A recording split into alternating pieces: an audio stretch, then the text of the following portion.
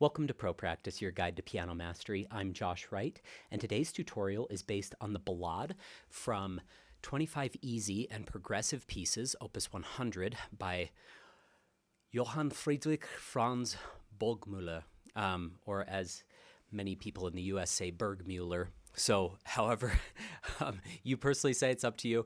I know my pronunciation in German is terrible. Burgmüller was born in 1806 and died in 1874, German pianist and composer, and he's most well known for his teaching pieces. So this Opus 100, which can be given to late beginner, early intermediate pianists, and then slightly more advanced in the Opus 105 and 109. And we've covered two other tutorials in the Pro Practice library from Burgmüller. So I want to just go ahead and play a bit of this at the intended tempo, or at the indicated tempo of 104, and then quickly discuss why I probably would not recommend playing it at that tempo unless you're an advanced pianist coming back to record these or for a very specific purpose, because it's very fast. So they have the dotted quarter, or the measure in other words, because we're in 3/8 time. Really quick, because this is more of a beginner tutorial. Let's go over some basics. We're in the key of C minor. We have 3 flats. And 3/8 time means 3 beats per measure, and the 8th note gets 1 beat. So in other words, 1, 2, 3, 1, 2, 3, 1, 2, 3, 1, 2, 3, 1, 2, 3, 1, 2, 3, 1. So 104, you can imagine how quickly this goes, and I'll play it for you in just a sec. Okay, let's try this one.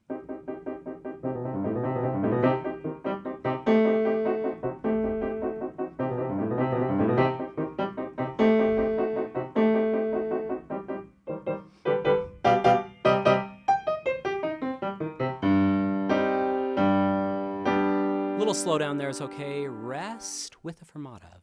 Now dolce.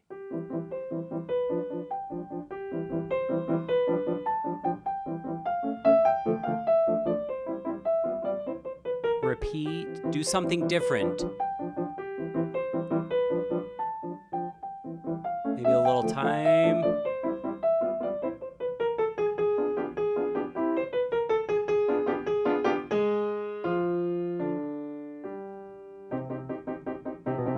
And back to the A. And this little ending really gives students a lot of trouble. This tutorial was inspired by my beautiful daughter, who played this in several competitions and recitals last year. She was 6 years old. However, I've taught this to students in their 80s and 90s as well.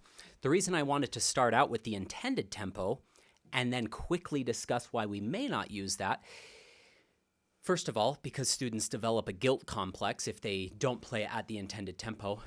Second of all, I think that you get a lot of beauty.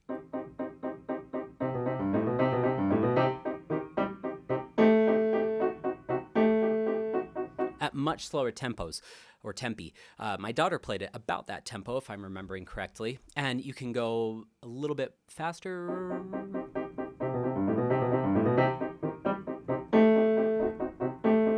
If you're a little bit more advanced, you can do a faster tempo like that.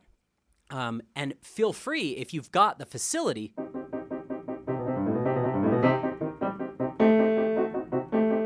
to do this. But the reason I wanted to start out with that controversial statement of like, here's 104, but I probably wouldn't do it, is because if you have that type of facility to clearly play, or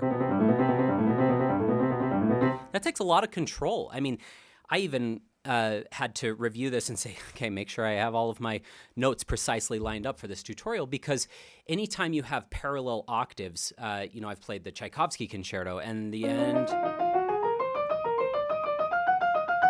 it's been over a decade since I played it, so I can't demonstrate it in tempo, but that was difficult. So, and it's very exposed anytime you have these parallel octaves, or you're beating out the right hand, and the left hand has to precisely line up here, here, here, here. So it can easily get off. Students do that in the past that I've taught. So we've had to tighten that up.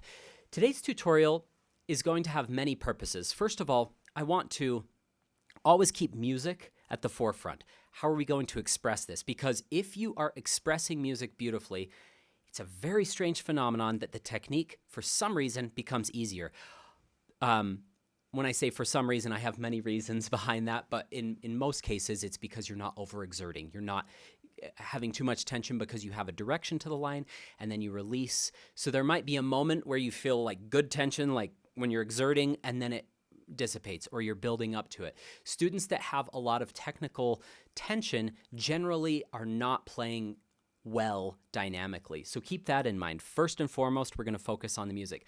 Second of all, I want this tutorial to help you get comfortable at the piano. We're going to talk a lot about mechanics today, how to move at the piano, some of the tips that I've picked up from my teachers, even though my teachers, my first teacher was my grandma. She taught me until I was about 9. So I was beyond that level of the level of this piece when I went to Susan Dolmeyer around age 9 or 10. But all those lessons I learned from Susan and then Sergei Babayan and Logan, I'll probably be discussing lessons from all 3 of those amazing teachers today, because whether it's an advanced piece or a beginner piece, we still want to play without tension. And sometimes the concepts seem more advanced in order to get rid of tension, but they should still be taught to beginners, because beginners are smart. They can figure things out. They may not have the technical facility, but if you're willing to learn and you're curious about playing your best and experimenting with musicality, you'll be so surprised how much progress you can make. Okay, enough of my sermon here. Let's go over. So this piece is in 3 parts. We have bar 1, this main theme, or an A section. And then we have a little B section, contrasting section in 31. Mark Dolce. And then, as I said in the initial demonstration, we see the return of that A section in 57. And then finally, those last few bars that I said can be really challenging for a student, bar 87. That can be thought of almost as a little codetta right there, just a little miniature ending section, because Burgmüller could have easily gone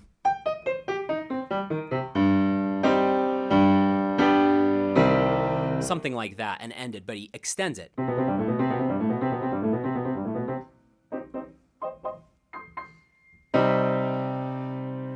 All right, so I want to take each section individually and go over the fingering. Rather than giving you fingering for the entire piece at once, I'll go over each section. Obviously, the repeat of the A, we won't have to do much. And then we will be going over mechanics of the hand, how to move efficiently to get rid of tension and play with more ease and more clarity and more alignment, precision between the hands. And I will also be giving ideas for expression and voicing the melody and dynamics. So here we go. So 5-3-1 in the right hand. Keep that there until measure 8 when we have that diminished chord. So we're in C minor, and then we have a diminished chord, and then we go back to C minor. So on the diminished chord, it's 4-3-1. Okay, that actually takes us all the way through bar 18. So let's go to bar 19 here. 5-3-1, 4-1, 3-1, 5-1, 4-1. Okay? Now, here's your first option so far as fingering.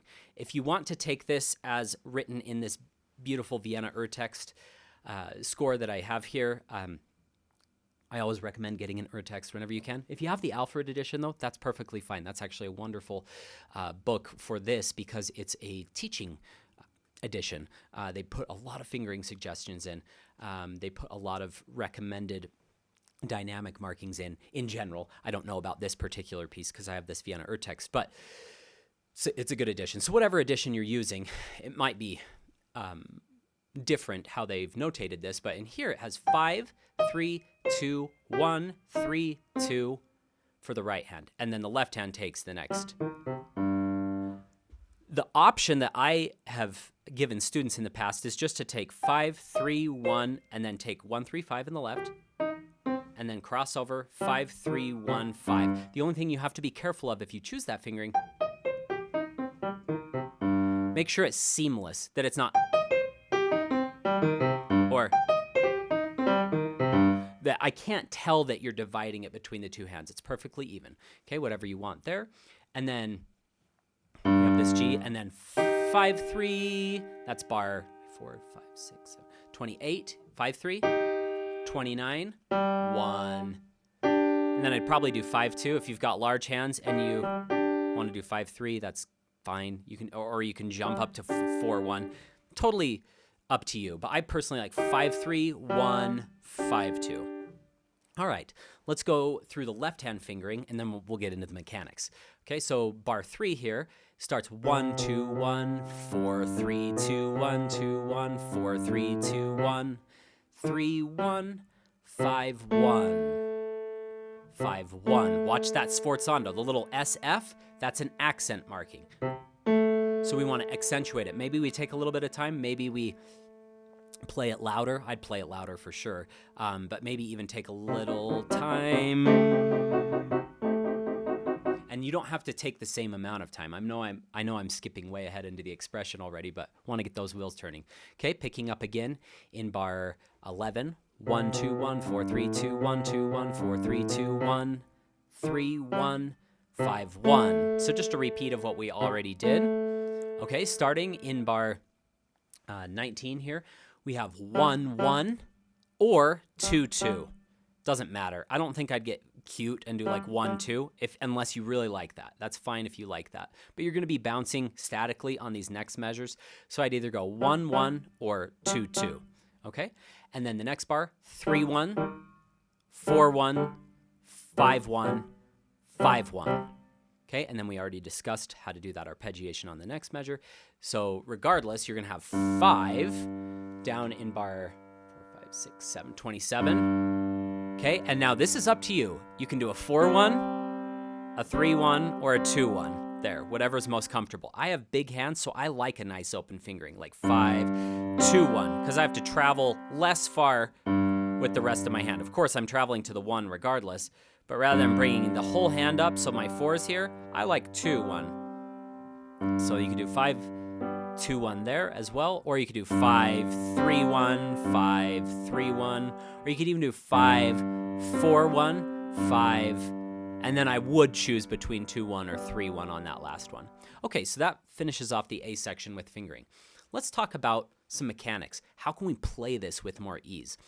And I'm going to probably tie in a lot of the dynamic ideas and the expression and the voicing in here. Okay, so with this being so repetitive, we want to make sure that it doesn't... It's not loud. First of all, he marks pianissimo, he marks misterioso, and allegro con brio. So this is going to be moving. It's going to be mysterious, but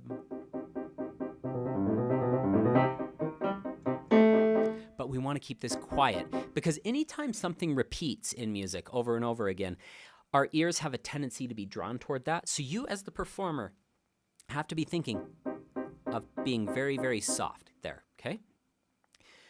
How do we do effective staccatos like this without going and getting a bunch of ghost notes and then, oh no, I got a bunch of ghost notes, I got to play louder, and then you're really loud? How can you play soft and short? There's 2 concepts that will help you with this that I've found. First of all,